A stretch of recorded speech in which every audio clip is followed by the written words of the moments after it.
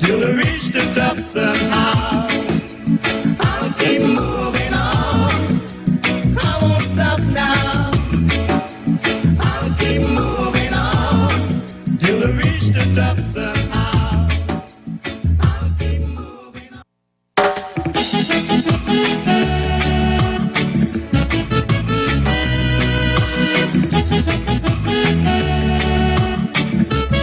Edition of Straight Talk, and time for me to say good night, St. Kitts and Nevis, and good night to the entire Caribbean region. There are many of you as well on the World Wide Web, surfing on the World Wide Web from all parts of the world. Some of you are in Asia, and you're logged on to zizonline.com. You may be in Europe or in Africa, and I know that a whole lot of you are right here in North America. So I'm at liberty to say good night. I can't say good morning, and in some cases I can't say good afternoon, because one of such greetings will be applicable to the region in which you now find yourselves, and we are all locked down. But if you're joining me for the first time, Straight Talk, I must tell you, is a public service program that facilitates and promotes free expression on all issues of national interest, be they legal, be they environmental, be they technological, social, economic, and or political issues. On Straight Talk, you do have a forum to express yourselves freely. Let's, in the process, continue to keep St. Kitts and Nevis as one of the freest countries in the entire world. On this program, we try to raise the level of national consciousness. We try to raise the level of national discourse by alerting our people to their rights, to their responsibilities, and certainly to their obligations. And on a sad note, I learned of my good friend Bread, who's gone to the great beyond. And I want to extend condolences, albeit a little late. I just heard about it sometime after my program last Monday. And the Bicknell and the entire family, I wish, or I extend condolences to all. There are these young men who got shot, died. Young Williams from Cartier Alley, and that's Cleveland, and Akim from Cartier Alley. And I too want to extend my condolences to their family. You're pondering what's happening with these gunshots. Again,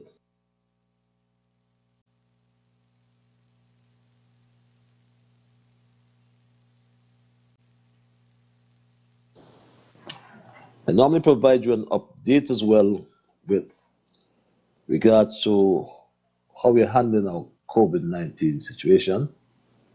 And as of yesterday, as of today, I should say, confirmed cases as of yesterday was 7 confirmed cases, taking our total number of cases to 589. You know, I was telling someone today that between March last year and May this year, we only had 45 cases. And if only we just had protected ourselves by just getting the vaccine. And the best vaccine, as it's always been said, is the one that's available. Some promoted hesitancy, Some promoted choice, and we see what's the results as we speak. But fortunately, there are some 542 cases of recovery and just some 44 active cases as we speak. And the news seems to get better and better because some 72% of the targeted population have already received their first vaccine, and a total of 59.8% have received their second dose. So that's 60% of the population. So we're up and up and doing well. And St. Kitts Nevis, I know we can do it. We are a resilient people. We are an assertive people. And we know what is to be done, so let's do it. We've heard lots of different legislative and policy directions as well here in the US, with those vaccinated and the unvaccinated. But that too is for another time. And tonight I wanted to have a glance at a look back, or have a discussion, I should say, on the leadership in government, past and present. I was talking to someone today, and we were reflecting on the last 15 or 16 months and more, 15 or 16 months and more. We have presented a number of well-publicized and widely criticized crisis situations around the world, including the Caribbean and right here in St. Kitts and Nevis, from which we can, and I'm sure we would have learned lessons. We've had many challenges, but with challenges come opportunities, I'm sure. We have to find ways to recalibrate and come again, because it's about survival. When organizations encounter crises, the most senior executives are in the spotlight because they have responsibilities to lead the organization out of the crisis or crises, lead the organization to safe ground. So too, a country,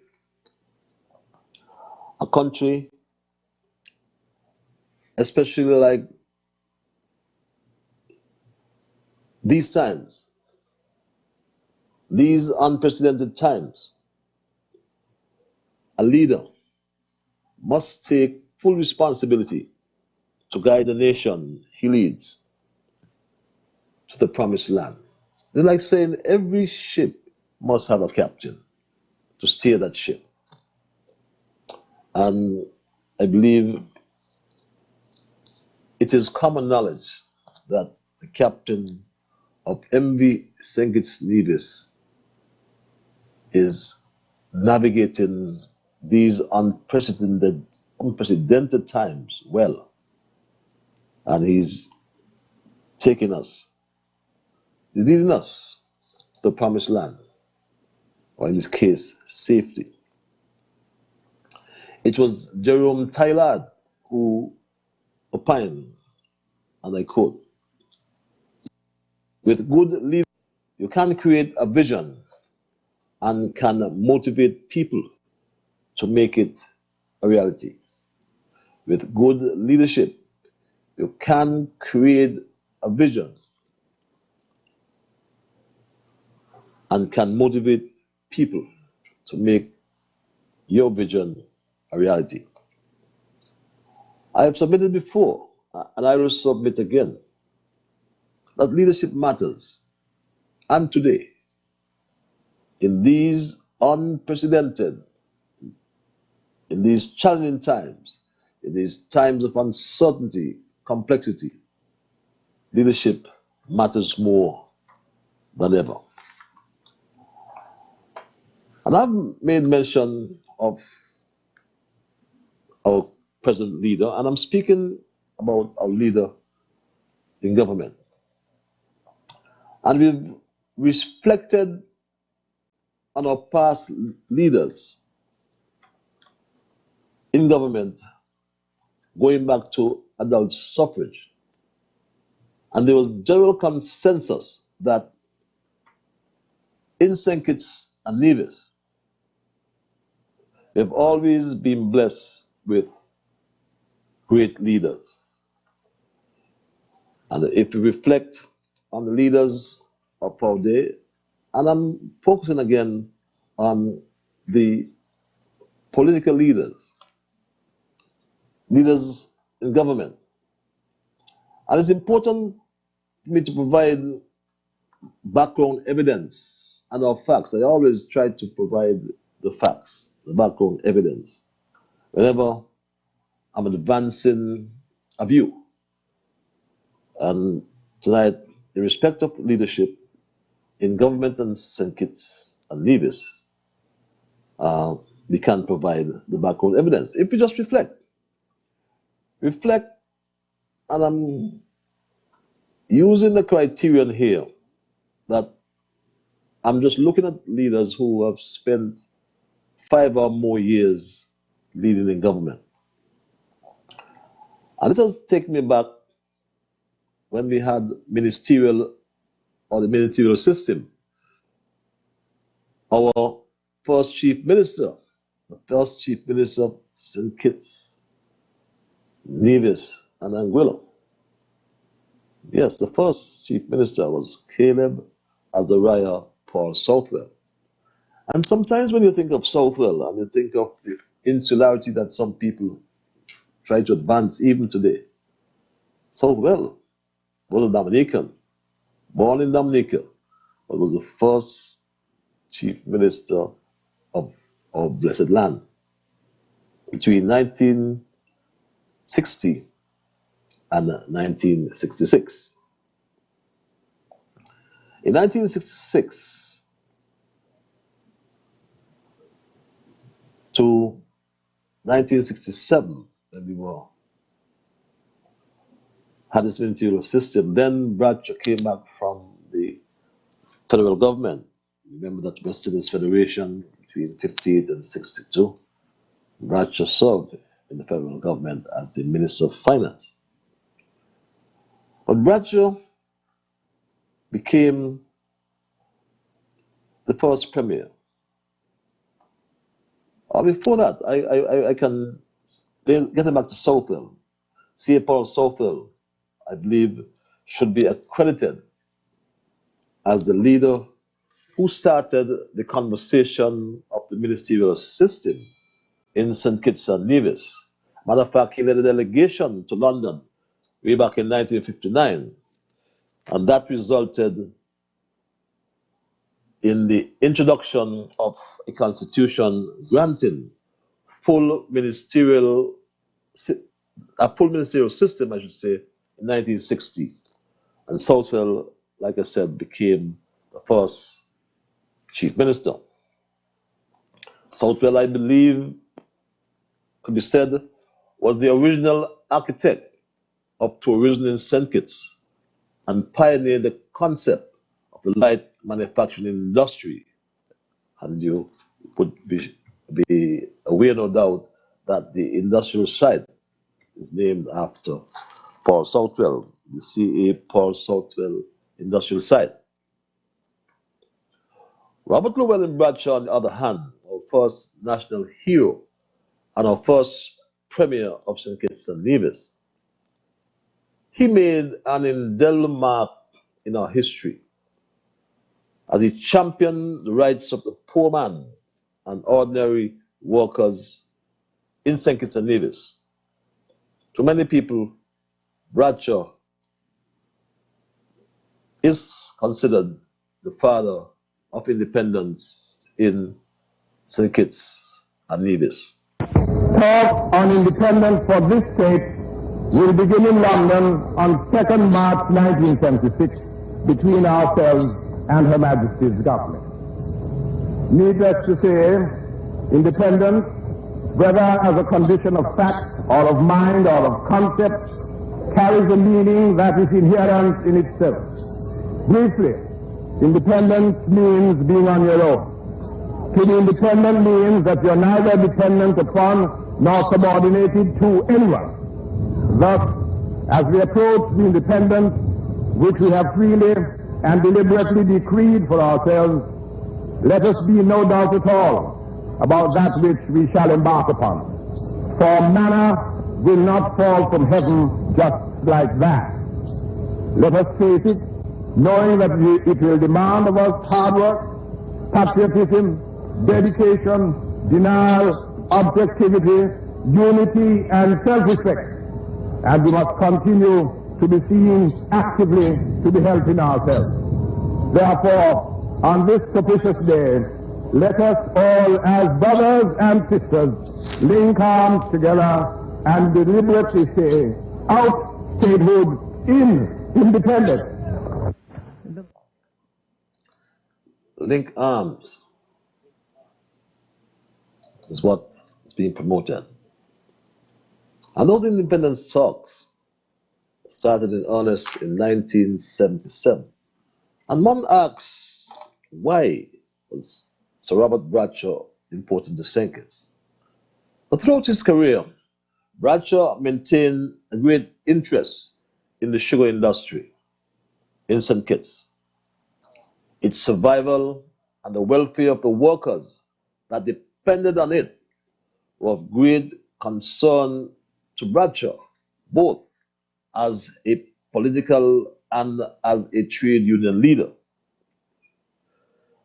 With the acceptance of ministerial powers came the responsibility for a viable economy.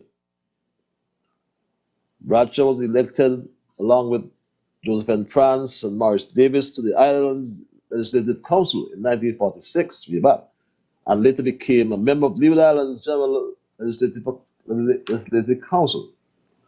Again, he was elected in 1952.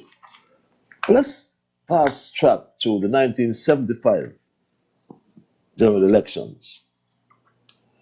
And there were three major campaign issues back then.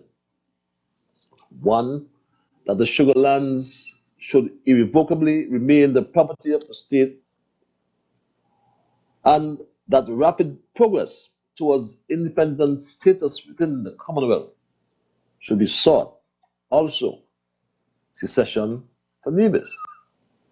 And Bradshaw answered all those questions, and he believed as well that the people answered them. The elections are over, and we won the elections. The people of St. Kitts and Nevis took full part in the elections. They voted. There were three questions to be answered. One, the public retention of the sugar lands in public ownership. Two, independence. And three, secession. The answer to secession was no, and that's the end of it. There's no further discussion about secession. And that was Bradshaw. No further question, because the people answered those three questions. In 1975, Bradshaw took the bold step of acquiring the sugar lands and later the sugar factory. The British government, I opine, left us with good infrastructure, roads, water, electricity. Bradshaw further developed the airport, and before his death had already started the construction of what we still have, deep water port, which the Simmons government completed and commissioned in 1981. After Bradshaw, we know for a short moment, came Southwell as the premier. That was short-lived. Then came Limor. That was short-lived, between 78, 79, and 79 and 80, respectively. Then came the Right Honorable Sir Kennedy Simmons, our first Prime Minister, who pursued unity amongst our people and reached out to address the predominantly divisive issue of the day, that of secession for Nevis. The relationship with St. Kitts and Nevis improved in many ways after the Simmons administration came to office. You have to go back and see what life was like in Nevis in those days, you know. We had pipes, but no water. Some who had telephones, you had instruments, and you didn't know if you would get a call. And there were very few instruments in the village where I grew up in Zion. You had electricity off and on. We had roads, but sometimes you had more holes than actual roads. And when you wanted a top job, you had to go to St. Kitts. Whole set of divisions ended up in St. Kitts. But come self-government in Nevis after 1980, when we joined with the PAM to form the government, the people of Nevis saw a totally different Nevis. Own government, own ministers, roads, water, electricity, jobs, good paying jobs for people at home, and the sixth form college, which has had a profound effect on the lives of Nevisians. No longer were we sending 4 students to St. Kitts to go to the sixth farm in St. Kitts. Nowadays, we have more than 100 going to sixth farm in Nevis. All of those because we joined up with PAM in 1980. Yes, that was reality. The Simmons administration also had a vision to privatize the sugar industry, believe it or not. I spoke to you about government's decision to pursue a path of privatization for our sugar industry. In this regard, I laid out the principles which will protect our country's equity in the industry while bringing out a return to viability of the industry.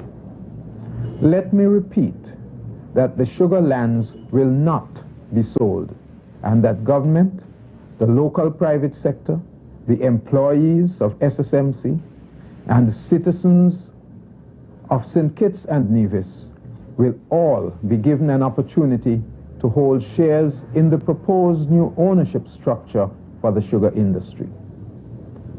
Talks have begun with a potential investment group with a view to establish a joint venture later this year. And that was the plan Kennedy Simmons had for the industry. And the Simmons administration, contrary to what some may say, did some very good infrastructure development.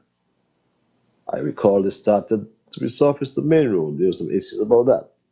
The Simmons administration constructed the Southeast Peninsula Road, which was highly criticized by the opposition. But look at what the Southeast Peninsula Road has become today in the context of our economic development. The Simmons government experienced troubled political times, nonetheless, between 1989 and 1993. In the election of 1993, his government only won 4 seats and forced him to make alliances with the Nevis Reformation Party, which had 1 seat. Rioting broke out in the capital in protest at the way the popular vote was ignored, with the Labour Party supporters claiming not only that the government was illegitimate, but that Simmons and his party was responsible for the general breakdown in crime. or breakdown, I should say, in law and order. This brought Douglas to power, becoming our second prime minister. And he boasted later on, he boasted idly about overthrowing a government. Yes, he did. We have been in government for the last 17 years. After being able to overthrow a 15-year opposition regime. That was his idle boast. The new cruise pier was built under Simmons, but ironically, it was commissioned under Douglas, just like Bradshaw built the pier and Simmons commissioned it. Simmons built the new cruise pier and Douglas commissioned it. That's how life would have it. The Simmons government, during its period in office, also introduced the Citizenship by Investment program, which ironically, Douglas administration revised and raked in millions. With all that money, one asks, what went wrong with Douglas? Because he ended up going cap in hand to the IMF. But it was all about his inability to manage. His failure to address crime and violence led to his eventual demise.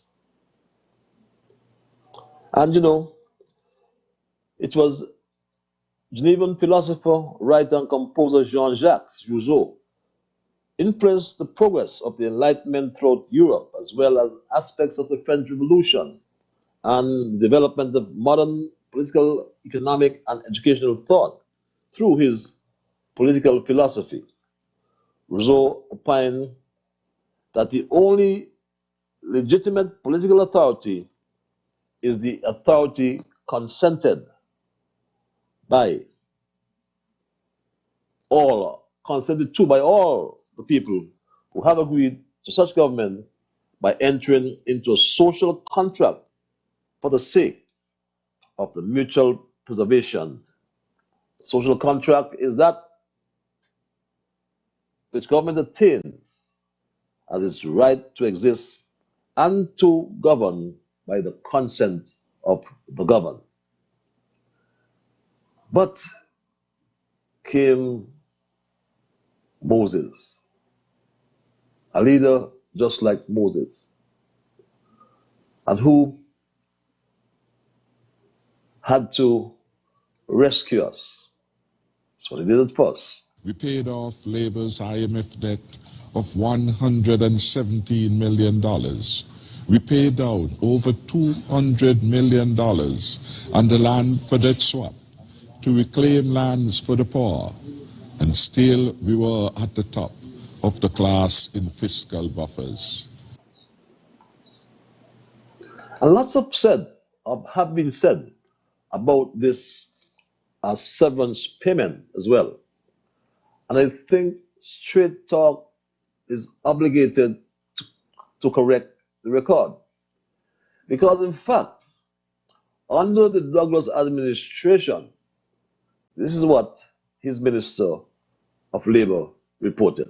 The nature of some of the claims that we see coming through clearly to our mind indicate that people are using the fund in a way that it was not contemplated at the time the fund was established under the Protection of Employment Act. We at the Department of Labor,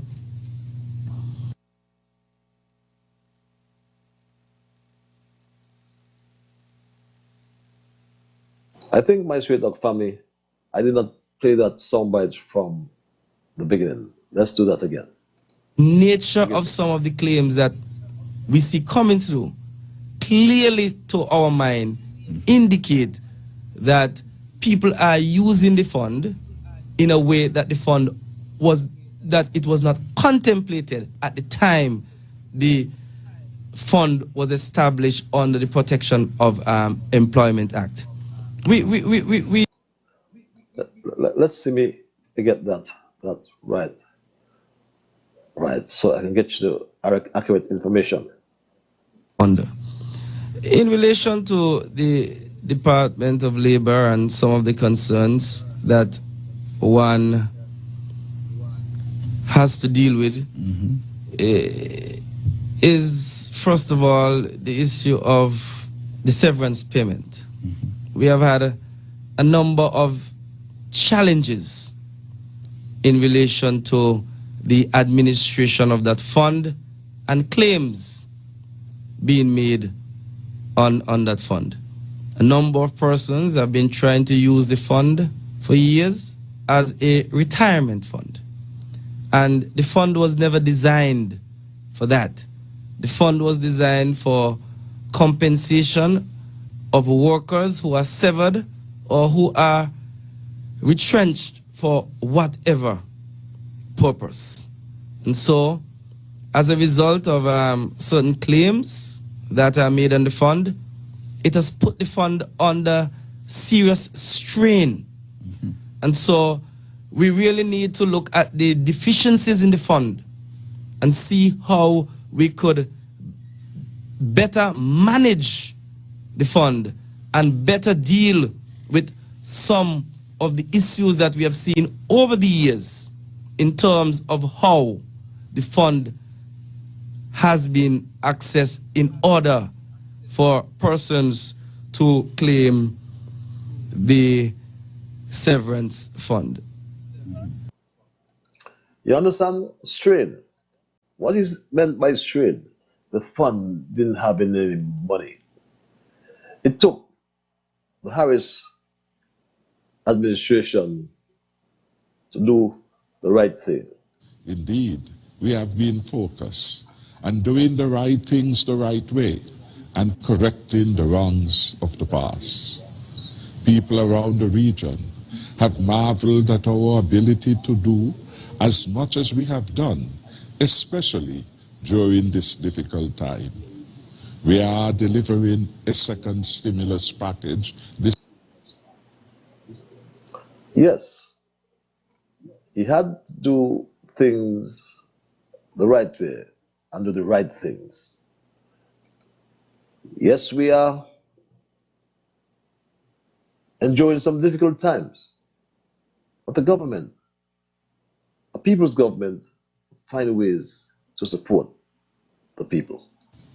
We are delivering a second stimulus package this month, targeted at the poor, the vulnerable, and disadvantaged. We are helping small businesses like the passenger bus operators and protecting their jobs, helping battered women and families with disabilities, maintaining support to our farmers and fishers, and creating better opportunities for more of our street vendors in our city and rural areas. Such a comprehensive response at a time of an unprecedented crisis is unheard of in our country. We will continue our efforts to deliver the stronger and safer future that our people deserve. During these difficult times, we will continue to look after those in need. Tonight, I am pleased to report that the second stimulus package is being rolled out nicely. As of yesterday, 2,209 applications for income support have been received by the Ministry of Finance and are now being processed.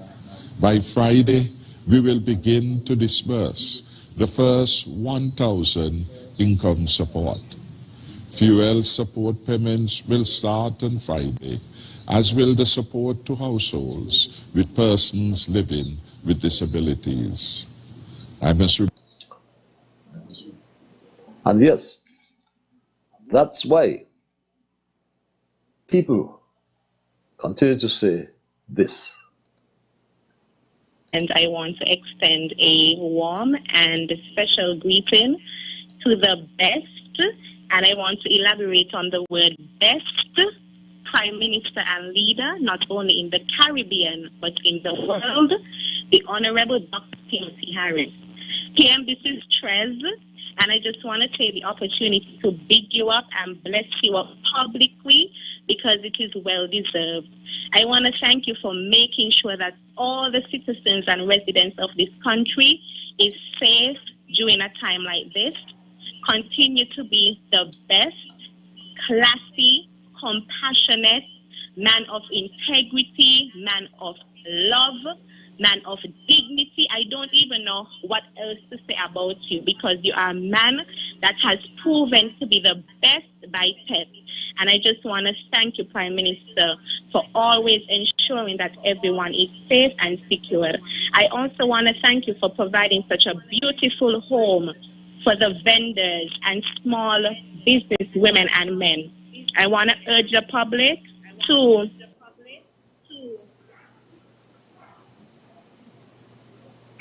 Yes. What else can you say? As my brother would put it in his words, he's like a Moses. Timothy is like a Moses. He came to save the people at the right time and at the right place. Yeah, Patrick, good night. I want you and stand with the Prime Minister because this country knows what that young brother is doing. He's blessed. Everything this man do, he was doing good. The man moving like the mighty healer who cleansed the letter. When the people saw this man Patches, they started shouting, my God, Timothy Harris, Sylvester Harris is doing good.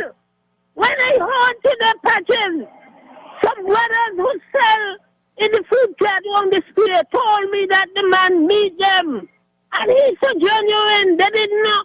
I tell them, man, that's how the man be. Only the negative people talk negative thing about the people. For you all.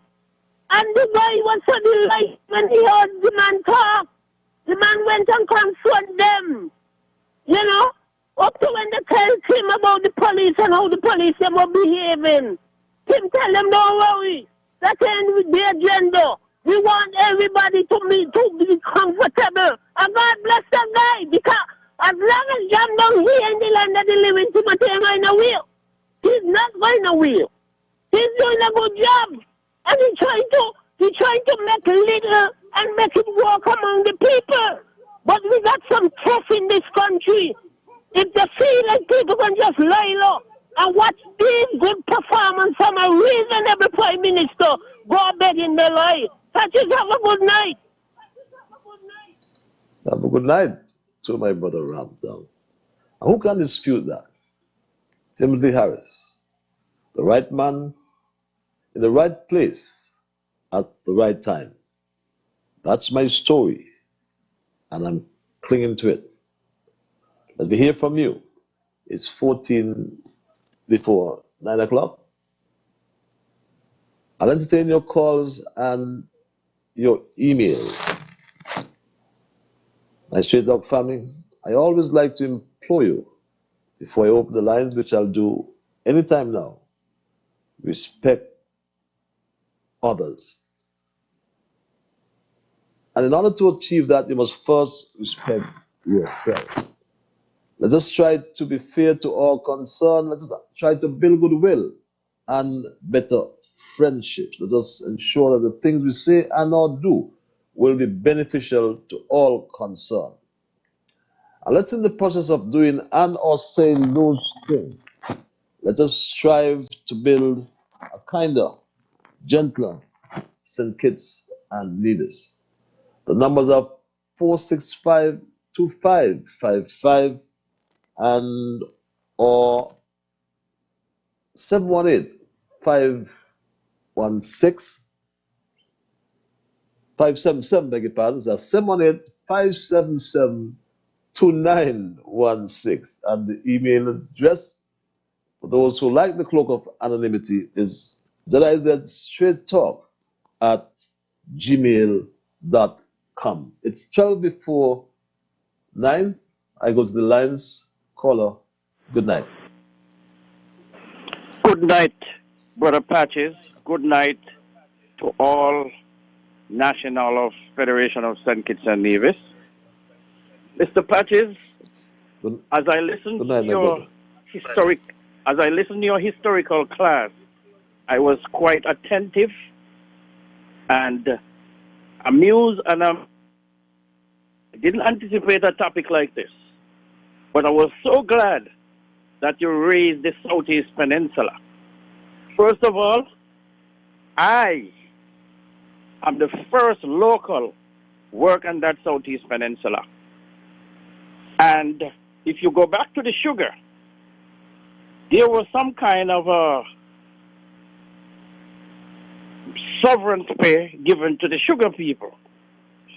I haven't heard anything about the locals who work on the Southeast Peninsula.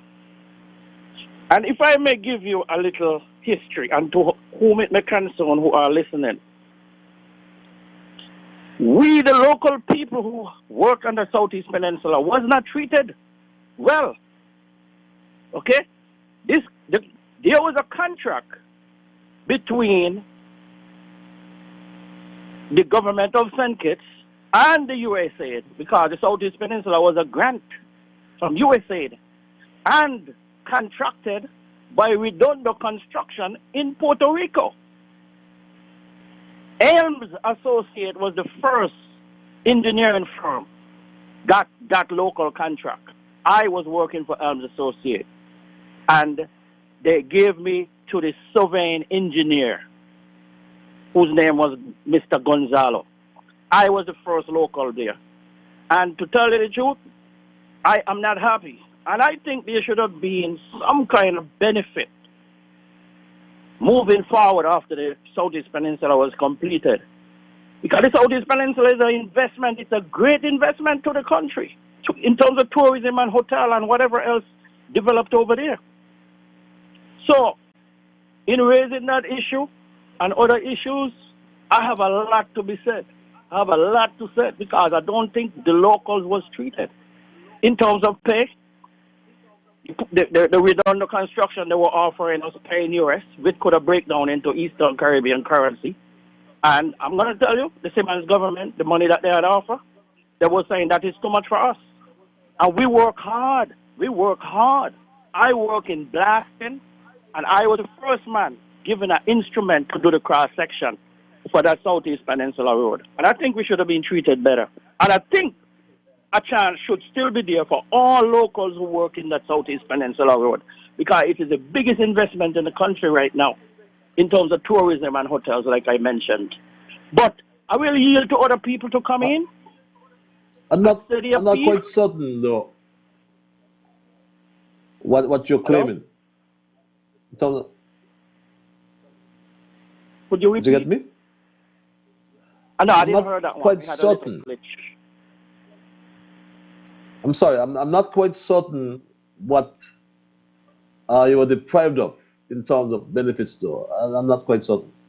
No, I'm just simply saying the Southeast Peninsula is a continuous beneficiary to the country, okay, in terms of capital revenue.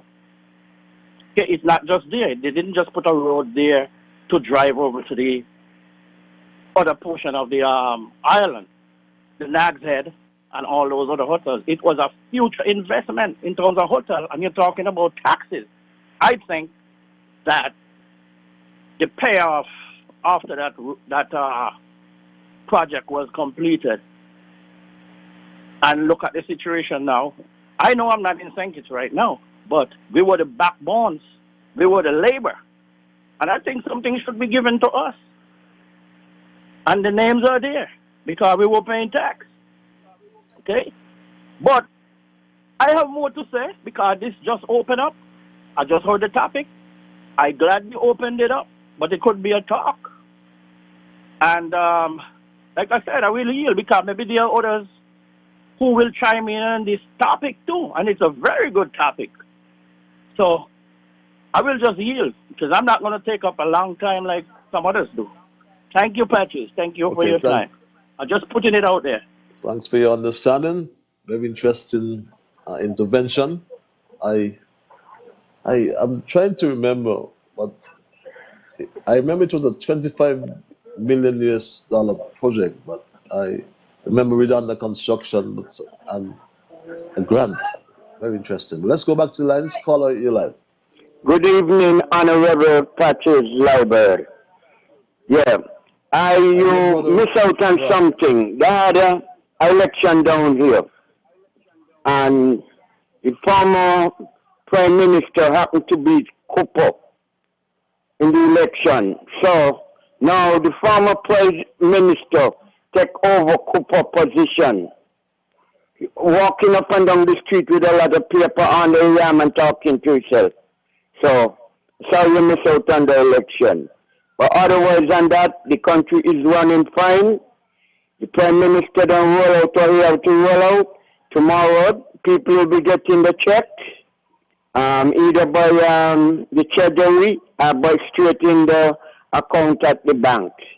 So, I think the people in St. Kitts is very happy and thankful for the little that the Prime Minister is showing and giving to them. Everybody is happy. Who ain't happy is just because is just greedy.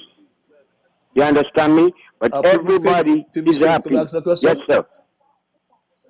Yes, sir. You saying something? There are two former prime ministers, and straight up, we don't leave them things hanging. Who is walking around like Cooper? Oh, Denzel Douglas. He beat out Cooper. So he replaced Cooper. So he up and down, walk with some papers on the yam, and talking to himself. And now and again he straight out to a bigger audience. Yeah. Okay. Okay, brother. God bless you. Keep up the good work. See you from me later again. Okay. Thanks a lot. Let's go back to the lines. 549. I missed that caller. Caller, you're live. Hello, caller.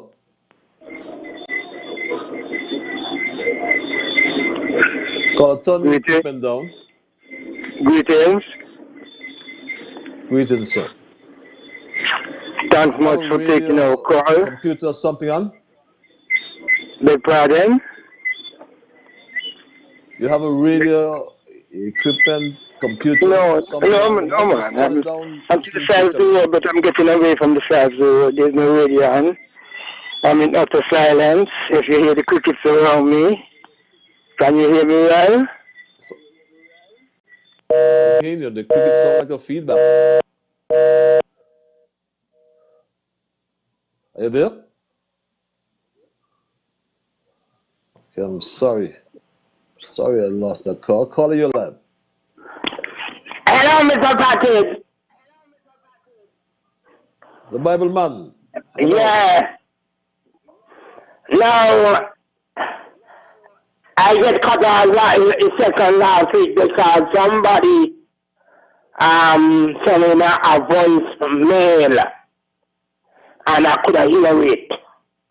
When I hear that you sit on. Now, I want to say something here, Mr. Padgett, and I will say it again. I was listening to news this afternoon, and I believe it's the Prime Minister of Trinidad. There was getting vaccinated. And what happened? What happened? I heard it to my own ears. They said that they are selling the vaccination card. And the Prime Minister said, we want to know if this is real. And if they find out the person who sell it, they are going to deal with them they are going to jail and they'll get 7 years. And the one who bought it will get 7 more years. Now, I want to say something here, Mr. Budget. People who want to take the vaccination, but you see what happening in Trinidad? They want to sell the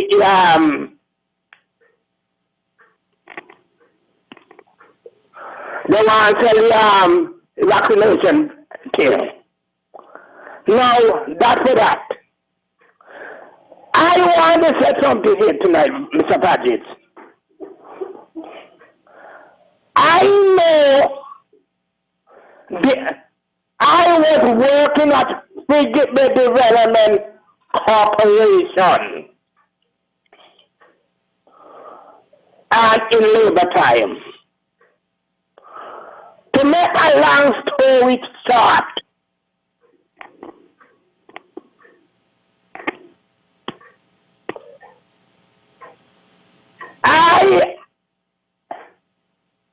the government changed. I was torn away from Frigate Development Corporation. I get a job at the Port Authority in Douglas time. And listening here, there was no COVID, but people were catching the lion. Man was a ball, you couldn't say nothing. I didn't say anything, you gone on the road. Man was scared. You hear a lot of people now attack. They couldn't say nothing. But they got a lot of mouth now to say. Me could tell you so. Because me work at Port Authority for 11 years. And when we hear some people talking to, in 20 years they couldn't say nothing. Because the former Prime Minister got them under lock and key. But one day me had to tell you that, because me not afraid. Me not afraid. And I am still bold. And one day me meet him. I said, Mr. Prime Minister, the Bible says, blessed is the man that considereth the poor. And when we got a town hall meeting in Lodge. And when I get up, I tell if I'm a Prime Minister, this is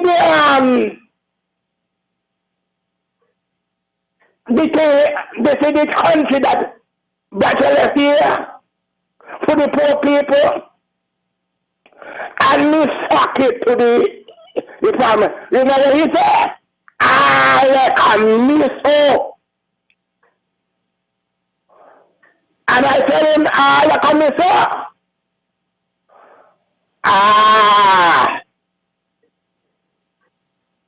In 2015, I level. And today, I pray. And God answer our prayer. And so, when you hear people go on the stupidness now, they couldn't say nothing. But now they got all kind of things to say. And I want to say this, and I want to say before, the best Prime Minister come out at Tabernacle, number 7.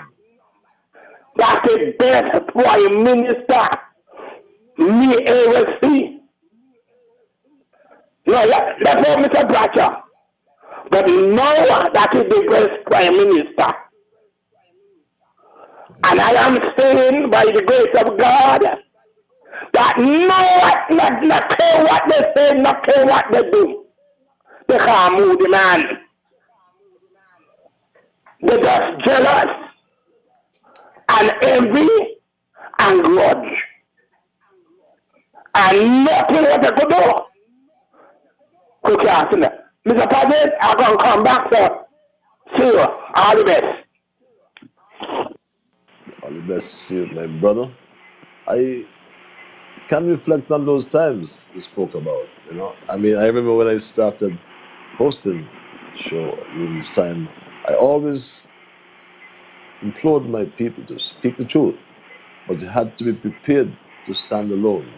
Scared, I'm the Douglas. Caller, you're live. Good evening, Patches. Good evening, sir. How are you doing? Good? I am peaceful, my brother. Okay, Sir? once you're peaceful, that is a good thing. Brother John James, lower your volume a little. You bust me speaker, man. You mean well, but cut down your volume. And radio time is expensive. You take too long to continue your conversation. All right. Okay? I'm just talking because I want you to do it the good way. Patches, I'm going to join with you because I want to send out sympathy greetings to the Johnson family in camps to losing their brother Royston, and to Bicknell Thompson to losing his brother Bread. And another good co-worker of mine from our passing ground named Abraham Bracho. My sympathy goes to them. Now, Patches, I see something here. Instead of the spike with the corona rising, we have another criminal activity seems to be rising the ugly head. Well, criminal activity won't happen until Jesus put his foot on the earth again here with us. But I am saying this, I want either the DPP or the AG or whosoever is to deal with penalty of criminal activities. Go in Parliament, when you go in there, table this in Parliament, because the punishment for some of these criminal activities is not good enough. There is no deterrent in it for them. Because whenever they do these activities and the police catch them and they happen to put them in 1840, they get good treatment in there better than what they get out here. After taking one's life, innocent life. Things will happen if two-man boxing, fighting and one hit, one a punch, and the one to get the punch this way, well, he can take it real serious and go dead. That's a different thing. That could be manslaughter, but when a man got his fish gun or his catapult and walk and hunt and look for another man to settle the dispute, that is not good. There are many ways to settle dispute and go to the law with it.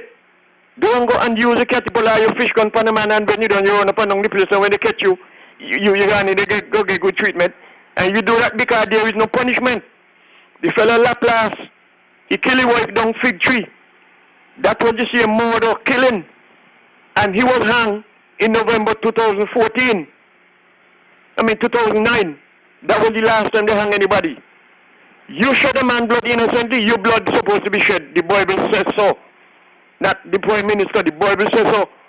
And if all you got to continue around here, play with these people who are doing this stupidness, walking, killing people for nothing, nonsense, well, heaven help all you. Heaven help you all. Now, let me say this here again. When Mr. Bracho claimed the land, the sugar land for the country, and after that he sold the sugar factory. I mean, he claimed it. He said all this belongs to us because the workers who work in the sugar, they've never been treated right. So this is their benefit. Then Mr. Badman come behind and say, it's my turn to distribute the land. And you know what he do with the land? Then poof! And he sell out the sugar factory. But we need to know where the sugar factory money has gone. We need to know that. We need to know if it up in Nassau, Bahamas in the briefcase. What bushing went up there with and then come back. Anyway, Patches will come back because I might got more to say. Let somebody else come in.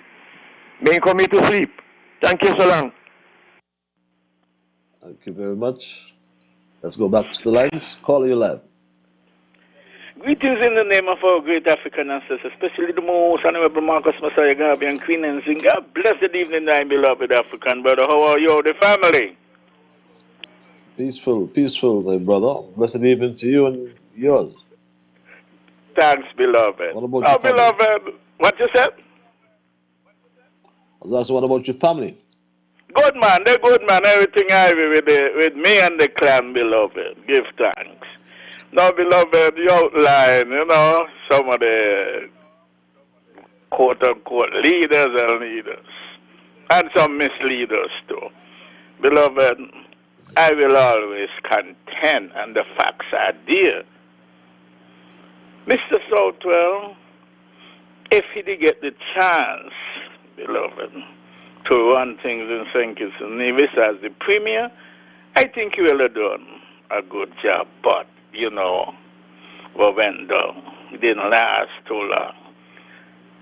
Robert Bradshaw, beloved, and I will say, and the facts are there to back up what I am saying, did some good things, beloved.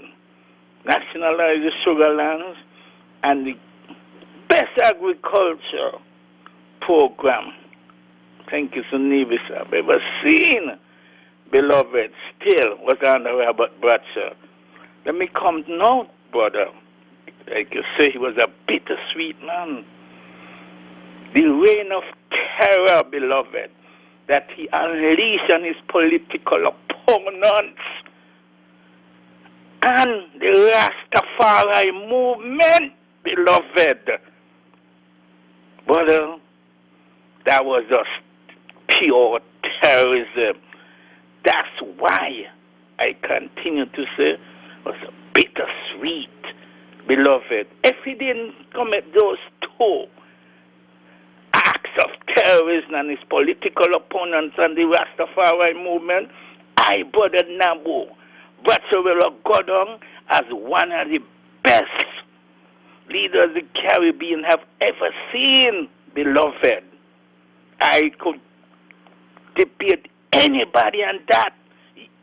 The elders and the young people, beloved.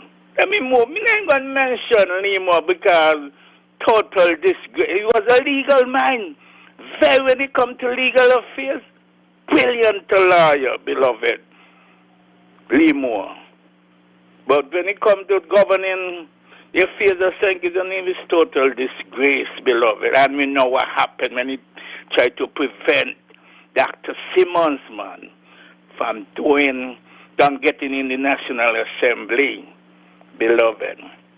We come to Dr. Simmons, beloved. Dr. Simmons, great man, but he had some people.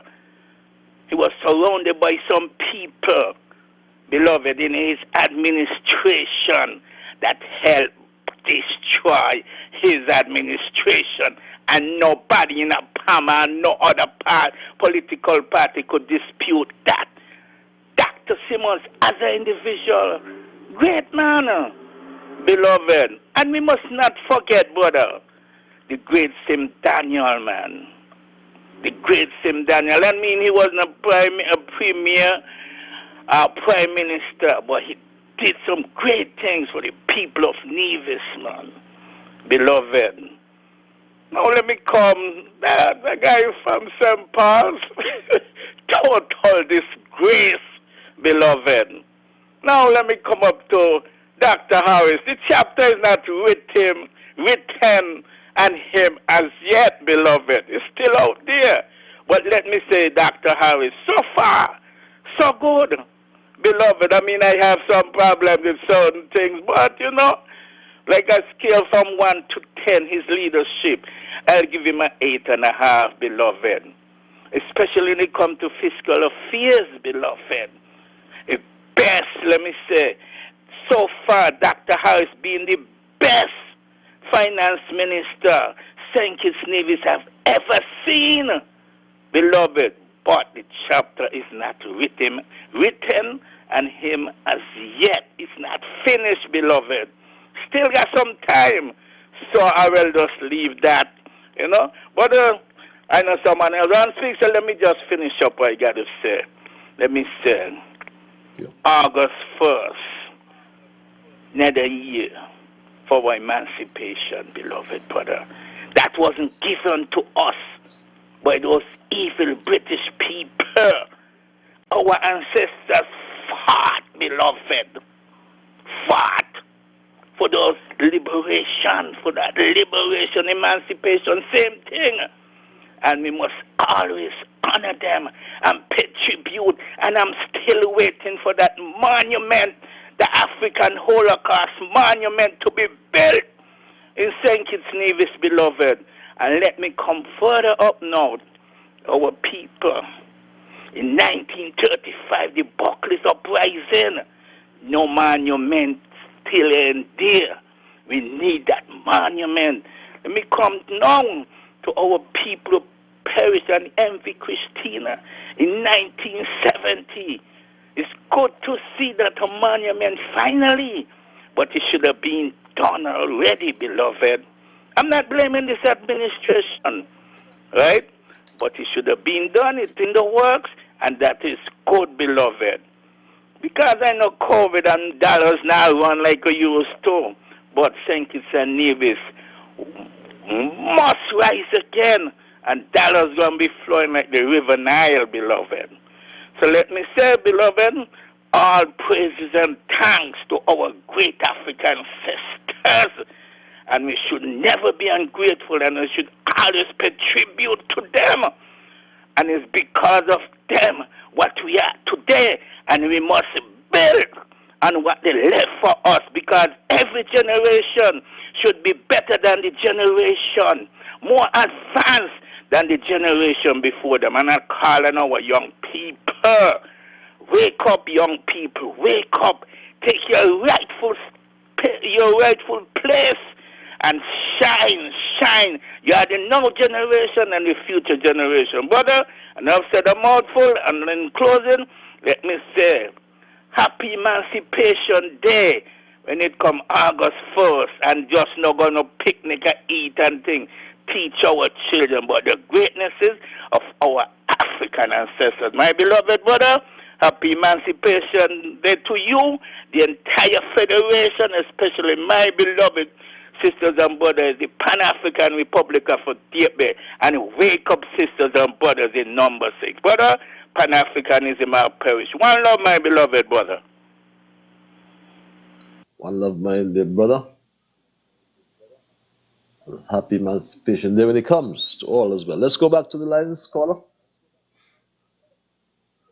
We have quite a lot of mouthfuls tonight. Let's be guided by the time. Let's try to be a little more efficient on our time. We lost that earlier caller, Eli. I trust you'll get back in. I always like your interventions. Well, let's go back to the lines. Caller, you're live. Okay. Well, if you just join us, we are looking at leadership, and we've had some great leaders, I think. But somehow, somewhere, they went wrong. Perhaps we can look at that. Our last caller raised the issue of terrorizing the Rasta man, it said.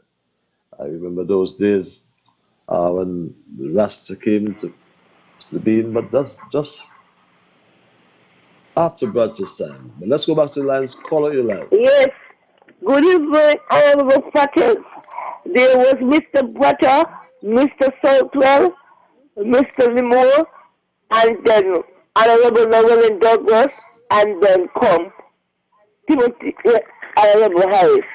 Okay. Looking at this here now, I want you What about to help me to get 2 house out of your money, or you will get, because you get a lot of money, and everybody is getting all the people them like you are getting a lot of money every month from government. So I want to get 2 houses that I could see and I could work, and then got them and then because that's what everybody doing. You ain't doing nothing, because you ain't doing nothing to put them on rent. So I want to put I'm looking at all these amount of $30,000 each year is getting. A lot of palm, a lot of labor are foreign. You can back it up. ambassador, the one who running Newton already, he's an ambassador, and all of you. So I want to know why Labour didn't know that somebody ambassador like you all. Yeah, okay. Have a good night, and all who listen to me, and all who hiding behind all your keyboard, stop hiding behind all your keyboard, and let me hear your voice. See you. Okay, that's a good Labour friend. Let's go back to the lines. Call your line. Yes, caller.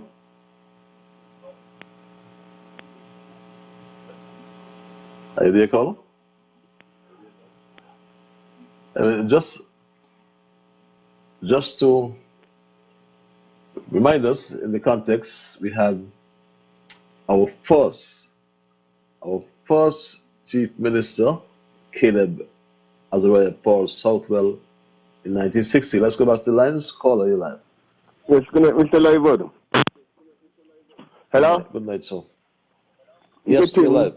Getting blindness is worse than getting the corona.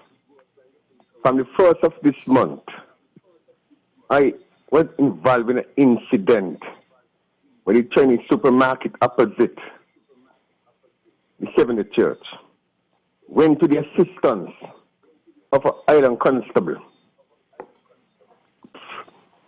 An English couple refused to comply in putting on the mask. And with that, they charged the island constable. I went to his assistance. In doing that, I ended up getting pepper sprayed. From then until now, it's like the police of all people, the police. It's like the Lego, the English couple. I get pepper sprayed in my eyes in the process of helping the island constable. And it's like I've been ignored. I going blind slowly. They give me a medical form to go to the hospital. I went. I supposed to be getting glasses and medication, and it's like I've been told I got to provide them for myself. This morning, well, about 9:30 this morning, so it's about 12 hours ago, I was supposed to be called by Mr. Comrade Henry, and until now, I can't be called. I have 2 texts in my phone from the chief of police telling me, sorry, I can't talk to you now. And until now, nobody looking in my direction. Going to the assistance of the authorities. And hey, they say if it's fit, tell it. I sit and I went in defense of it. And what I'm getting? What am I getting? Corona ain't as severe as going blind slowly. It is not. I want to know who else. I was to call you Minister of National Security Tuesday night, But I tell myself, no, go with this thing in stages. Take it in stages, but it seems as though I don't got to go and see him. I got to make an appointment to see the Prime Minister. He's the Minister of National Security. And in going to the defense of a security officer and on this federation, this is this recompense on the blind. You listening? Hello? Yes, I hope you don't get blind. I trust you get. But and not only that, I can't go to my work. I'm a farmer. I can't go to my farm. Monkey is trying me, farm. I can't go. Once I go in the sun, it's hotting me, my head hotting me. I don't lose X amount. Nobody looking in my direction. I don't lose X amount and continue to lose X amount because I don't lose me produce and I'm losing my eyesight. And nobody in authority looking in my direction. But it seems as though while the English couple gone scot-free. It's just this week in the news, a couple from Nevis came down saying it's out of quarantine and they were taken to court this year week and was charged. But hey, when Creator God, as Peter Tosh said, must Rasta bear the cross alone and all the heathens go free. Good night. Yes, good night, my brother. We empathize with your situation. I'm sure you'll get over that. The event you've just joined us, my Straight Talk family, we're looking at leadership, and we provided the background evidence, the facts, in terms of what we were advancing in respect of the leadership in government is kids. We went back as far as when the ministerial system was introduced. Let's go back to the lines. Call you live. Thanks for having me, Mr. Patches. I heard that gentleman that spoke just now. I heard a story like something like that in St. Kitts, and I'm glad that he got a chance to come on the air. I would like to pledge $100 to that man's medical situation, should needs be. Are there any others who are willing to make a contribution for that man to get help? I am touched. I know life is tough for everyone. It's tough for me. But I would like to contribute $100. Are there anyone out there who can help me help this man? I mean it. And we set up a fund and we help that man. I'm ready right now as I speak. Times are tough, but that man must be helped. That man must be helped, and I will defend him. I will be a voice for him anytime, anywhere. And I challenge all those authorities that putting that man on a back burner. I will pledge $100. Are there anyone who can help me? Help that man. Let us help that man. I mean it. Thank you, Thank you, Patches. Thank you very much. Kind efforts, and I don't know the facts behind that, but I'm sure if I know a good commissioner friend, Brandy, he would take care of the issue. Let's go back to the lines. Call your line. Hello, caller.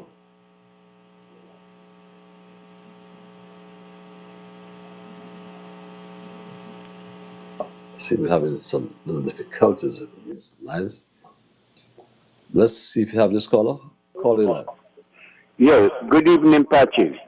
Now, the whole trouble about it, the man went to a rescue, to a security, when the police constable or something, and he been pepper spray by people who is not from here.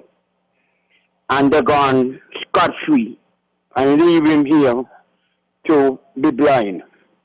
You know what that reminds me of? When they had the gentleman over at the hotel who bang up, I think, a police or something like that. And he gone out of here and nobody even know when he left the country. How often these things can happen to other people in the Federation? You know? And this here should be a number one issue. But if the commissioner and them telling him they can't talk to him now and so on, and those are the same people that come on the ear and say, if you see something, say something, do something, and the man went to rescue, and now they can't talk to him, and the man almost get ready to get blind. I don't know what I could pledge. But if the guy come by me and I have something against something, I don't know. Right now things is bad with me. But I'm willing to help in this situation. And I know in the Prime Minister, I think the Prime Minister will step into this immediately because he don't like them kind of treatment. The man is a good man. And he went to the rescue because that security guard could have get hurt and it would be a burden on the police department. And he went to the rescue and he bear the consequence. They should be looking out for the man, you know. So who is in charge over there? And so on, they should, if the another can handle it, tell him where to go. But if the gentleman is listening, I think he needs to go to the Prime Minister. Make effort to see the Prime Minister. If you got to go down to the street and wait till he's coming out and ask the security to talk to him for a minute, go and see him. In no sense to stand there, brother, and get blind.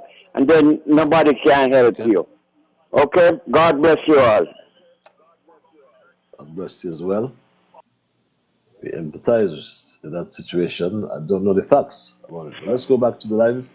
Call your line. Good evening, Mr. Liburd. Good evening, sir. I am listening to that people talking nonsense. I remember not long ago when that American guy beat up a police over at the Marriott. And he got off scot-free. Then the guy from Old Road was assaulted by a guy who came off a boat, and he represented himself on Old Road. And one of those voices said, supposing when you hit him, he'd fall down and hit his head, no boat would have come. We have to stick to the script. Whenever you see any tourists that behaves bad and attack us, we have to deal with them properly, Mr. Liburd. They're scum of the earth. They're rednecks. They're trailer trash. They can't come into St. Kitts and do those things. Mr. Liburd, you know what I'm talking about. Hey, so don't get onto it. I don't know the facts. That's why I don't know the facts. That's why I'm quiet. I was even cautious of allowing it to go to the areas. But have you heard of this incident? I heard of the incident, but Mr. Liburd, you know me and I know you. Is it factual? Hello? Is it factual? It is factual, yes. Mr. Liburd, we are afraid of white folks. They're afraid of white. If that guy who squared in his eye was black, he'd have been dead. They'd have stabbed him. They're afraid of white people. Why you interject race? Mr. Liburd, it's politics and racism. That's what it was about, politics and race. Mr. Liburd, we're afraid foreigners. When you were growing up, there used to kick off people when they work for them. Those Portuguese and those mulattoes. Mr. Liburd, don't plan a diplomacy on me. We need to deal with these people when they come and they misbehave. They pay a price that they remember always.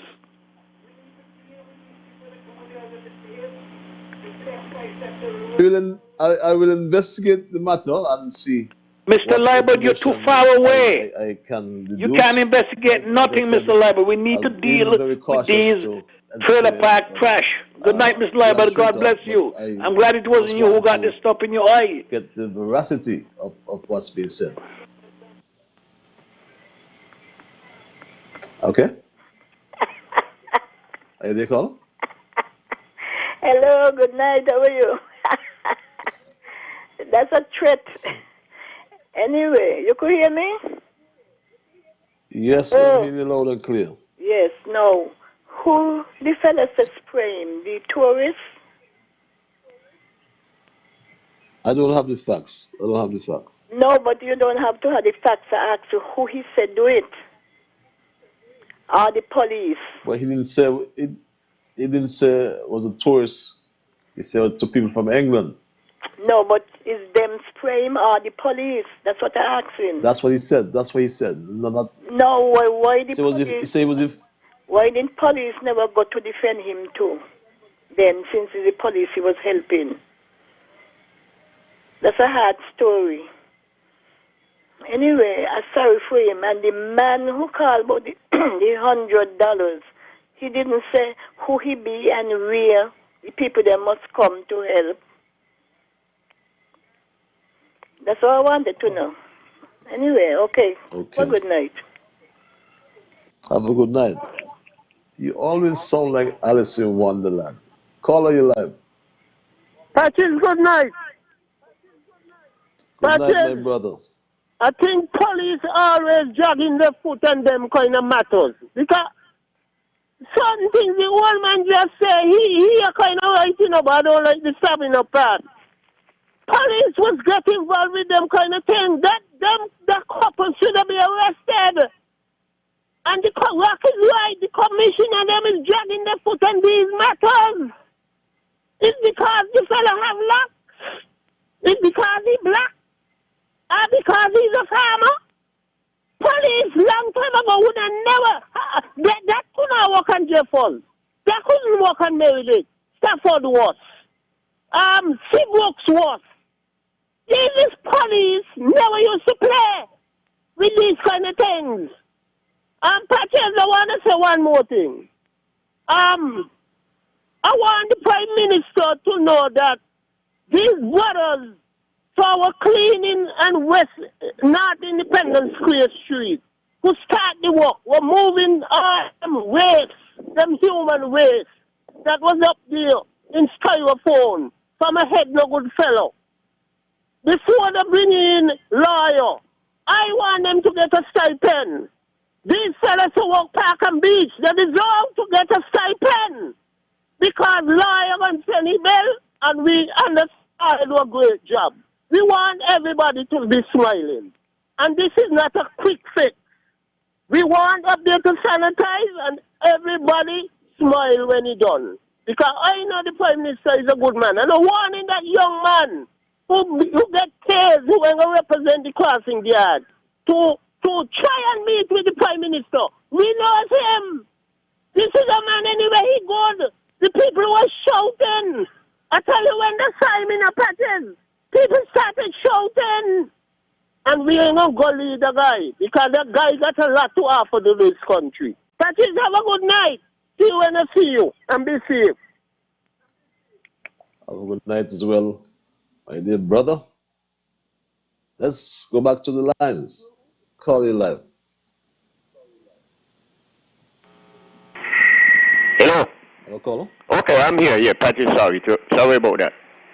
Patty, I'm sorry that such an incident had to happen because the fellow who get the pepper spray, only God knows whether his sight would come back. But anyway, I would advise him to see the Prime Minister as soon as the sun rises, because the Prime Minister has a heart of love and passion for people, whether you're poor, rich, or whatsoever it is. As long as you have a problem and you go to him, he will help you. I know for sure I could speak for him because I experienced him. Whenever I was hospitalized, whether to take off my wheel or whatsoever it is, you will hear them say, well, the Prime Minister coming to see you, he's right here now. So I know that. Don't delay. When you got to go through steps to reach to the top, sometimes you got to pull vault over them steps and go up to the top. Because a lot of them people down the steps, they don't care because it isn't them.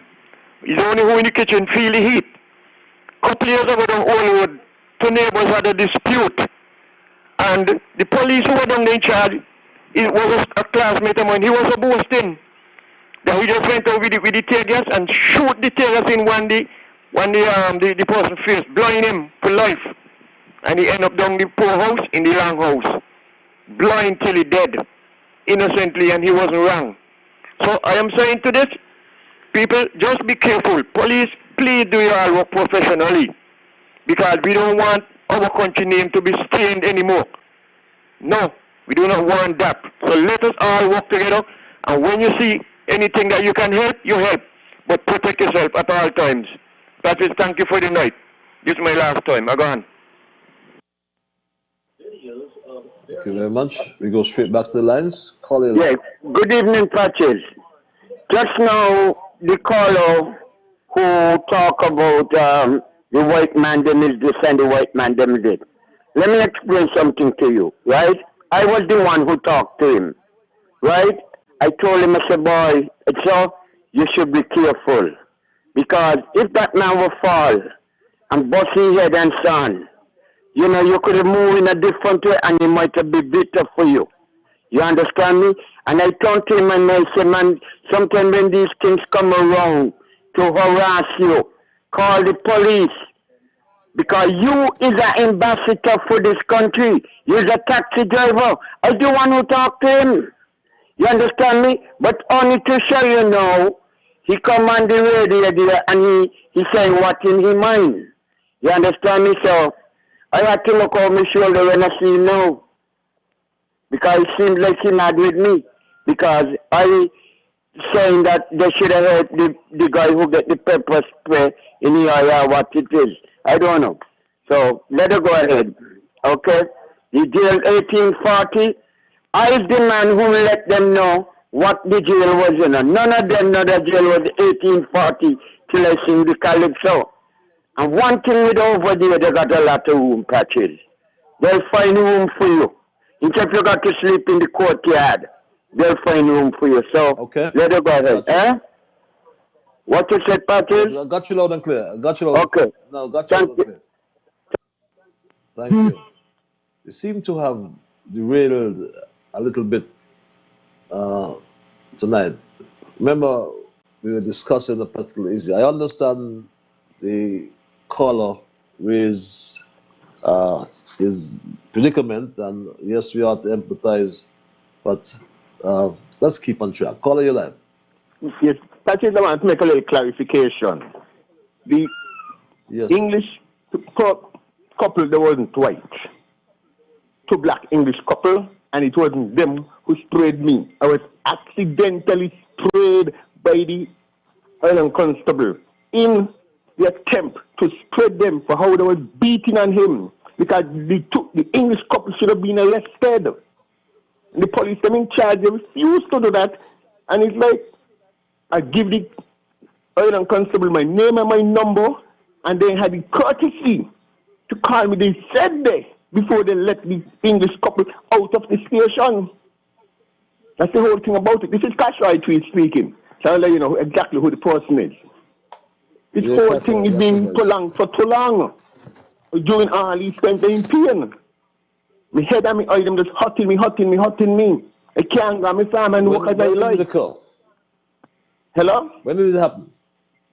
The first of this month, and during that set time was during the community spread, and they refused to put on the mask. And then they charged the island constable, and I had also got to his rescue. And in the way where it's like trying to pepper spray them, but they was moving around and around, so I was kind of be moving to them to keep them off of him. And in doing that, I got sprayed me twice. So it was not the couple who sprayed me. I was sprayed accidentally.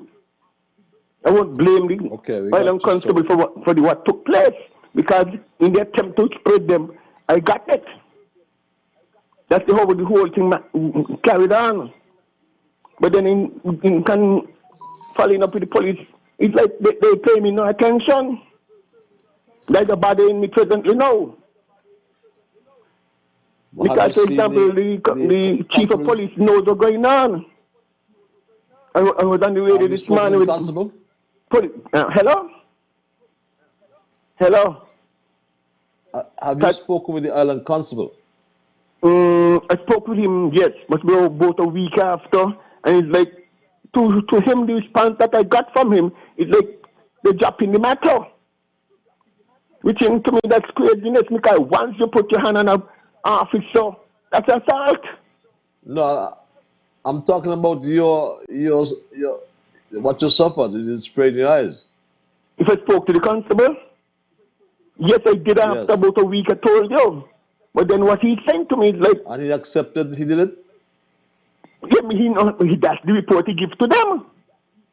They said that. Okay. The very said day he give that, because they take him from there and took him down to his station, and he had was to give a report. I give him my name and number before he did reach down to the station.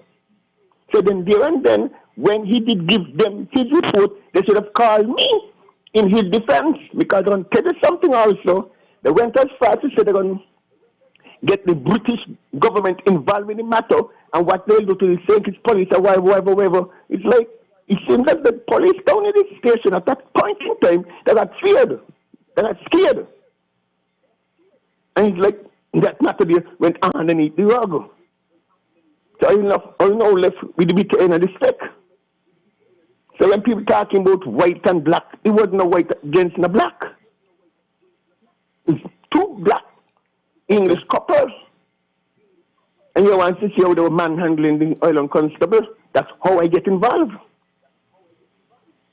Anyway, let me see what come out of it, because from this morning until now, I believe the authorities who in charge this week was Wednesday, so it could have been Tuesday. Yeah, Tuesday, I went and I give my report. I won't say who the officer be who took the report from me.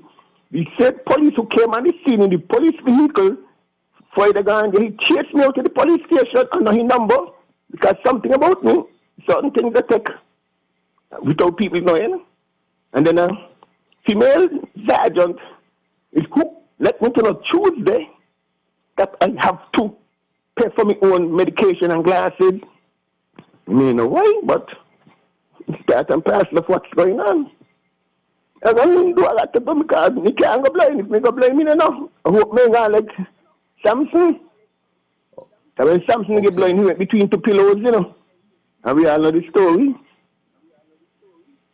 With respect, man. Okay, Kashoy, I'm sure you'll get assistance. I'll ask a question or two myself. Yes, caller? Yes. I'm listening very keenly in respect to the man case. Mr. Pattis, as you know, the topic has been changed. It's all attention to this gentleman with the pepper spray. If you will allow me, that person, if he's listening, the government of St. Kitts, which is the municipal, should be sued. It's not a criminal activity deliberately, but the government of St. Kitts should be sued, could be sued. If I were a lawyer, I would have taken his case, okay? And if there is no lawyer want to take your case, you could proceed. Go to the courthouse. If you read and write English, draft up your case. You don't have to use a typewriter.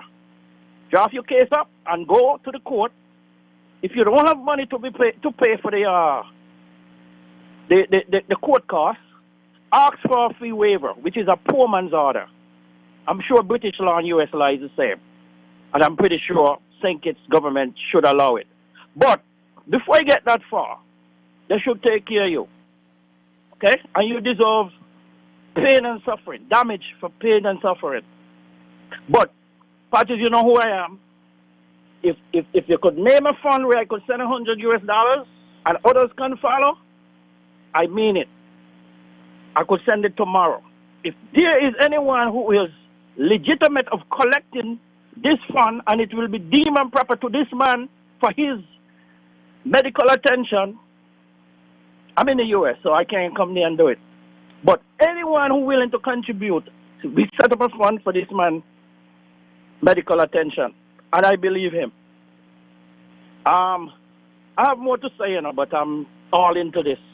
So I will move on. Maybe there are others who might be interested in such a thing. Thank you for having me again. Thank you for your intervention. You go back to the lines, call your line. Yeah, Patrick, good night. Mr. Politics, good night. Yeah, Patrick, I didn't have the plan to call in tonight, you know, because I'm feeling so good. I went to the doctor today, you know, and that's a little issue. Anyway, I was listening to the program, and, you know, everybody got a different views about whatever. No, Patrick, I believe from way back in Mr. Bratcher's time, Mr. Bratcher was the first chief minister. So there was the first chief minister of the Federation, St. Nevis Anguilla. And then Mr. Bratcher went on to university, went on to Trinidad with the federal thing and to be some secretary or something up there. And then so for a time, and then Mr. Bratcher come back home and he gave back the leadership as the chief minister, and then he become the premier of the federation. And Mr. Bratcher has done well. I wouldn't say that he has done well, because he fought for the land from the plantation owners to keep our sugar industry going, that the ordinary man and woman in the federation could have get work because the sugar industry was at the same time, and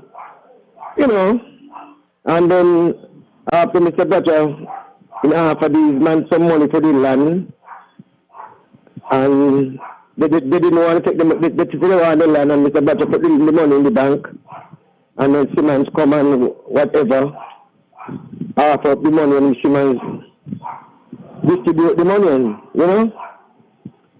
to these plantation owners. But that is from Mr. Butcher to Mr. Limo and then to Dr. Denzel Douglas. Start out good, but everybody know that the situation of him, because he was in government for so much and so much years, and he tried to wash it, try to trick the people of this federation, and he continued to do it for 20 years. And then, Dr. Simmons come in 1980. People forget Dr. Simmons 1980. And Dr. Simmons has done a good job as the 15 years he served in the federation to think it Nevis, because every year the Carlisle Powell, the clip you play with Carlisle Powell. And then from 1995 when Dr. Douglas took over, well, it seemed to me like he had good intention, because he started to distribute the land and to build project houses and stuff, and that wasn't a bad idea to the ordinary man. But after that, something went bitter with him, I don't know. And then people started calling and ask questions, and then that's the way the situation ended up to be. He served for 20 years, and can't I think a culture that up to now, I don't think the sugar workers then they have to deal, because our parents work so hard, and we younger come and work in the sugar industry, and up to now we don't have even a piece of land to say that we could build a house on it, and we could farm and do everything to help our children and send our children to university and that. So I believe that the sugar workers will get a bad deal. But that is, now with the situation with the guy and with the two English person, I believe that he have a good case. Because if the oil and constable, he went to represent him. And if he went to represent the oil and constable, and the oil and constable went to pepper spray these people, and they put, by accident he get the pepper spray instead of them, I believe that he have a good case. So, if anything will go like that, because I believe that, well, Patches, he take a pepper spray, and I believe that the what do you call it again, the police chief, the commissioner of police, supposed to look forward with those things. And I hope that they try to do something, if something like that, because he's in a terrible situation with his eyes right now. And I really to see something happen, that he could get some kind of compensation, that because I never think to the eye doctor, nobody's able to play with eye.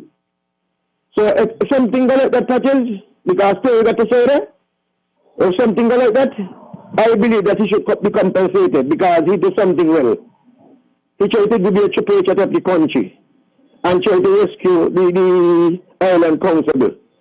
Patches, you have a wonderful night. May God bless you and keep you, and God bless the Federation of Think It Needed. Have a wonderful night as well. And brother, we go back to lines. Call your line.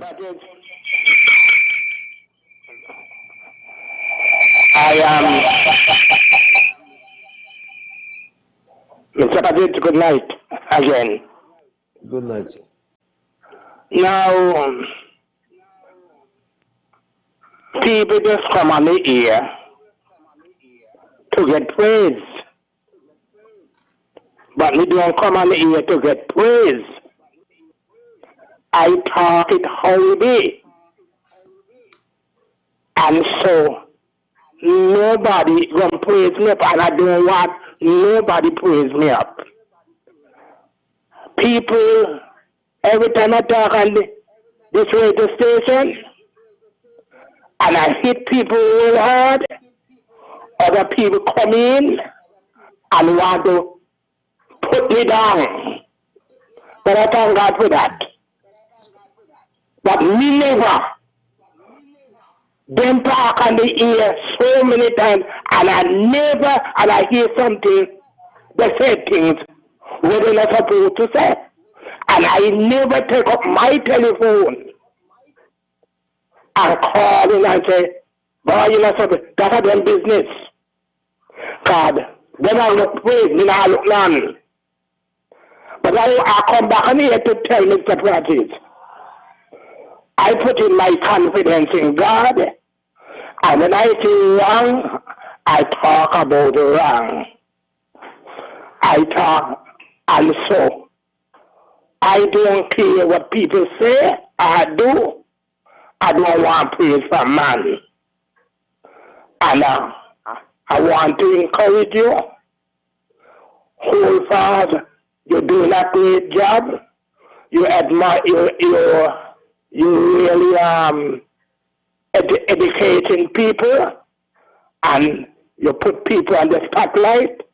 Continue, Mr. Patrick, and before somebody else come back on the air and start to crucify me again, I will see you. Have a pleasant night to it. Okay, my brother John. How much thought has been given to the fact that one street mechanic can create as much traffic obstruction and general community environmental degradation as perhaps 3 dozen food trucks? Fortunately, however, these operators do not need to be in central business districts nor residential areas to be viable. This problem of community environmental degradation can be resolved by a relocation program which will not have a negative impact on the viability of the operation. This category of informal sector operator, far from benefiting from economies of location, residential areas provide low growth prospects while being a nuisance to residents, reads that email. Let's go back to the lines. Caller, thank you for holding your line. Okay, we lost that caller. Let's take this caller. Your line. Patrice, good night, me again. Patrice, let me show you something. You see that thing with Cashway? It's the young police who running out the station make that look so bad, you know. I mean, a man go see a special constable in problem and go defend him.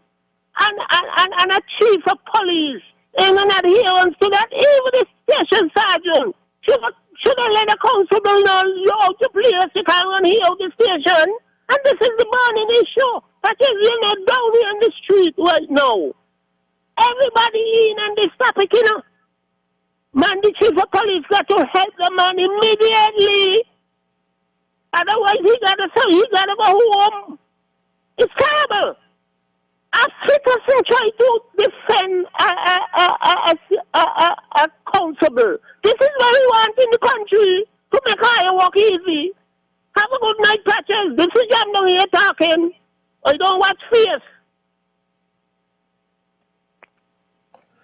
Jam down, always assertive.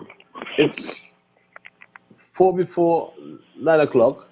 As we wind down tonight's program, and we'll take a few more calls before we wrap. Caller, you live. Yeah, man. Good evening. How are you, man? Hello, caller. I am peaceful, sir. Yeah, how are you? How are you? How are you? Good evening, man. How are you? I am peaceful. Yourself? Yeah, pretty good, man. I just wanted to talk up on behalf of that guy that got pepper sprayed. As you realize, man, sorry to, get your topic that switched up tonight. But that gentleman, we talk about patriotism and patriotic acts. I'm pretty much sure what this guy did to come to the police defense was a patriotic act. But yet still now he gets the bad end of the stick. That's why they always say when you see two people fighting, you never get involved. Because I know somebody who tried to part a fight, and God bless his soul, he got stabbed up and was killed. There's no need that this guy come to a police defense and the government can't look out for him. You know, I would advise him, you know, to try to see the Prime Minister for real, directly. But, you know, in such cases, man, you know, the police department need to be sued. You know, I mean, it was an accidental act, but this guy is suffering. And he must be compensated for his suffering. You know, if you don't, you know, down there in St. Kitts and Nevis, man, you know, sometimes don't have any justice there for the people because the lawyers in them there, they act like they're in a brotherhood. They act like they're in some type of brotherhood or something like that. You know, they don't want to take cases against each other and stuff like that. The poor people have to get their justice when it's needed. But for my advice to this guy, if he can't get no way with the situation, you know, seek some legal advice, man. But I wish him all the best, and, you know, I hope he save his eyesight, man. All right, man, have a good night. That's my contribution. Thanks for your contribution, my dear brother. Yes, I'm sure Kashuai's matter will be addressed by the appropriate authorities. I know Commissioner Brandy well, and I don't think he will just brush that on the rug. It's 1:09. I'll take 2 more calls and wrap tonight, so I'll take 2 more calls if you can be guided by the rules of brevity. If not, but if you just join us or you join us late, yes, we digress. But in fact, we were and have discussed the issue of leadership in our country. And our country has had some great leaders. I'm sure all of us will agree. Yes, right now we are in crisis or crisis mode. And when organizations are in crisis, when they encounter crisis, the most senior executives are the ones who become or get into the spotlight. And they have responsibility to lead the organization to safe grounds. Just like an organization, we have a country. And more particularly in these unprecedented times, we need a leader. And the leader we have in St. Kitts and Nevis has taken full responsibility to guide the nation.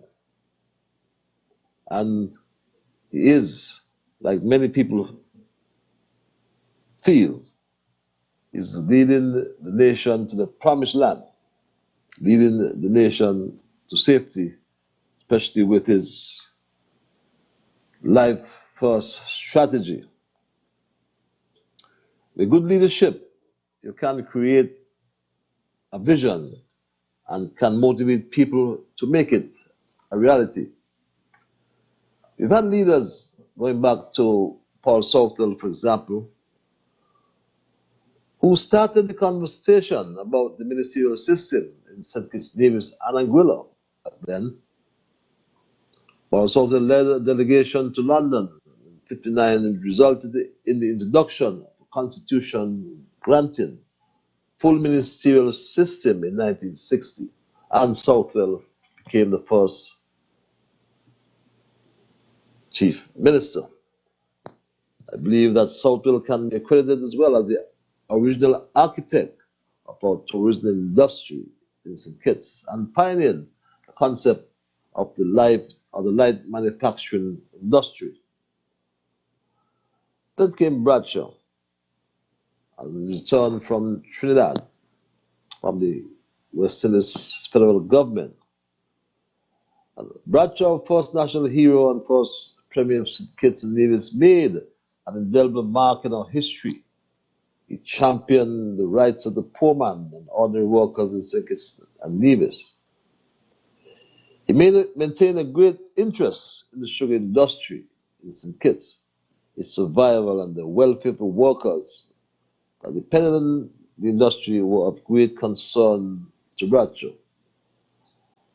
Bradshaw eventually acquired the sugar lands, and perhaps, as some would say that he stopped short of distributing the lands to the ordinary man and give the ordinary man a sense of independence. But for some people, perhaps didn't need or want our people to become independent. Because when we become independent, you depend on no one. But Bradshaw took the bold steps of acquiring the sugar lands and later the sugar factory. Then came Kennedy Simmons, our first prime minister, pursued amongst our people, and he reached out and addressed the predominantly divisive issue of today, that of secession to Nevis. To today, still, we have that secession clause in our constitution. But things went wrong between 89 and 93, and this opened the way for Douglas. He did find a way in and ruled for like 20 years. But he, too, went off track. But now we have a leader who's like Moses. Everyone is saying, and most people are saying this about our leader. I want to extend a warm and special greeting to the best, and I want to elaborate on the word best, Prime Minister and leader, not only in the Caribbean, but in the world, the Honorable Dr. Timothy Harris. PM, this is Trez. And that's what everybody's saying, the best Prime Minister. Because he has got the country out of debt. He have intervened and got the country out of the crime, although some people are right now trying to change that course. And come to COVID, there's no template to handle COVID. COVID is unprecedented, never seen before, uncharted waters.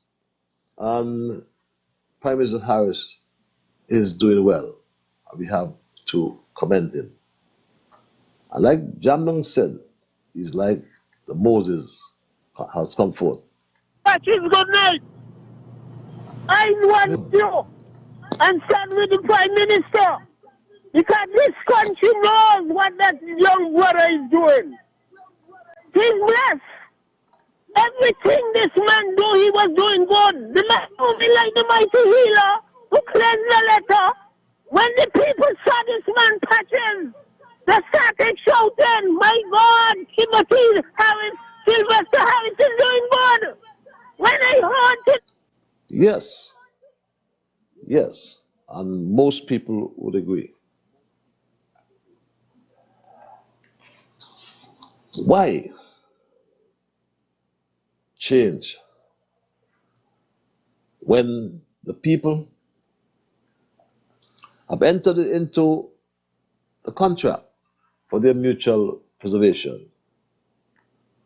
The social contract is that government attains its right to exist and to govern by the consent of the governed. And the majority of the governed are saying that he is the best. That's my story for tonight, and I'm clinging to it. It's time for me to run because my time is done. Don't you move your dial, because the mayor of St. Paul's is already here. I will entertain you right after.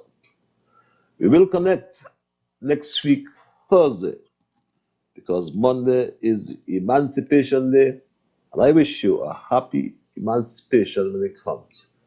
So we will connect next week, Thursday, for our next edition of Straight Up. In the meanwhile, I must thank Almighty God for guiding our conversation tonight. And as always, I must thank you, the many callers. There's some people who just can't get in, and some of you get in 3 and 4 times. What are we going to do about that? We have to do something about that. For those of you who sent email, those on social media, Facebook, YouTube, we thank you as well. Don't forget, on the consoles, on control, Theophilus Theoclat, and in the back room, Devin Wilkinson and John James. Remember, you all are the ones who make Straight Talk, and for that I say a big, big thank you. Have yourselves a good week, a wonderful weekend. Until we connect 1 week from today, next week Thursday. Happy Emancipation one more time. Be good to yourself and to all whom you meet. Remember, whatever your mind conceive, that you will achieve. But first of all, you gotta believe. So when you wake in the morning, thank God for the morning light. Thank Him for taking you through the night. And my Straight Talk family, keep moving on. Bye-bye. Until we connect next Thursday.